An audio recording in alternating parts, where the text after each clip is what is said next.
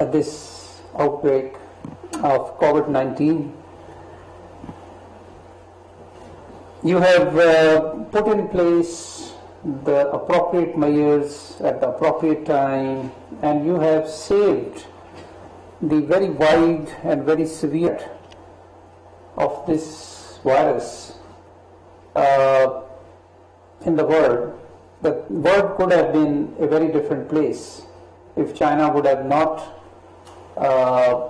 put in place the measures that you did. It still spread, but this spread could have been very fast, and the loss of life would have been very high if you would have not done what you did in China. So not just Pakistan, but the world is very thankful to People's Republic of China. As a student of public health myself, I understand that it is unprecedented what China has done. And indeed, China has written a new chapter in the history of public health by putting closer to 60 million people in quarantine in the Hubei province and in the Wuhan province. The world has not seen this before. The world has not witnessed this before. And not only that, but also the rigorous implementation, effective implementation. World has learned a lot from China in this regard. And this will go a very long way in future, in the future of prevention and control of communicable diseases anywhere in the world. So this has added to human experience the ways with which the nations, the countries should be dealing with the outbreaks of the communicable diseases. So it's not just Pakistan, it's the world which is learning from Chinese experience. Secondly, we are also very, very thankful to China for the cooperation that they have extended all along, despite being themselves in a difficult situation from the beginning, whether it was diagnostic kits or whether it was personal protection equipment or other equipments. Despite being in a time of difficulty yourself, you have cooperated fully with Pakistan, and people of Pakistan are very thankful to you for this. As General Ahmed said, we have today 1560 cases in Pakistan. And until now, according to our best information and knowledge, there is not a single case with a travel history of China which we have in Pakistan. This is remarkable if you think about it. This is really remarkable. And this could happen only because the coordination and the cooperation which existed between the government of Pakistan and the government of China, and as a result of which you decided to not allow Chinese citizens to travel to Pakistan before 14-day quarantine in China before they travel, and then exit screening, and then also on the top of it, His Excellency also worked with me very closely to ensure that all those Chinese who will end up in Pakistan will again go into self-quarantine for 14 days.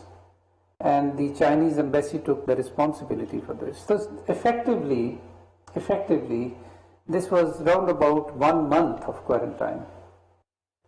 And this is why we don't have a case from China. And this is really remarkable, and we are very, very thankful to you for this. Please communicate my thanks and gratitude to your Minister of Health and to your seniors and to your government, that how grateful we are for this. And I think this again will go in the history of prevention and control of communicable diseases between countries, that how if the right measures are put in place at the right time, how even a country like China with a population of 1.4 billion or 5 billion could still make it possible that not a single case will move across the border. We are perhaps not realizing this at this point in time because we are living through it. But when we will look back after 50 years, after 100 years, to what happened, people will be surprised that there was not a single case which came from China to Pakistan. This is the effectiveness of the appropriate measures at the appropriate time. We also decided, it was a tough decision for us, we also decided not to evacuate our students from Wuhan. And it was a very tough decision for us. But we worked again very closely with the Chinese government, and we just followed their recommendations and their policies and their regulations. Chinese were very nice. They allowed those countries who wanted to evacuate against their recommendation. But Pakistan was one country who followed it, and they took good care of our students. And today, now that the disease is spreading in Pakistan, the same students are actually thanking the government of Pakistan for not evacuating them. And they are requesting us to take care of their families and parents here, as well as Chinese took care of them there. Recently, our President of Pakistan, our Foreign Minister, our Minister of Planning, they all went to China. I was also supposed to go, but because of the situation here, I didn't. And our President and our Foreign Minister and Minister of Planning, they all spoke with the students in Wuhan through Skype.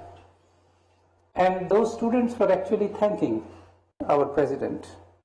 And they told our President that we are quite happy here, we are being taken care quite well by the Chinese government, and this was the right thing to do. And we are now thankful that you made this decision, despite we were pressurizing you and our families were pressurizing you for making this decision.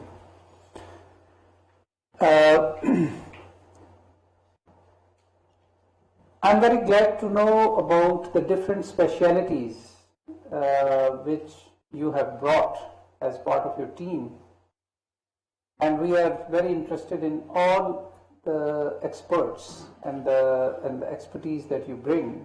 I think that we can tremendously benefit from your presence here at this point in time, especially at a time when we are also starting a major national program for training of health professionals in critical care. Because critical care is that part of this whole epidemic where you need a timely and expert management of the patients who are critically ill.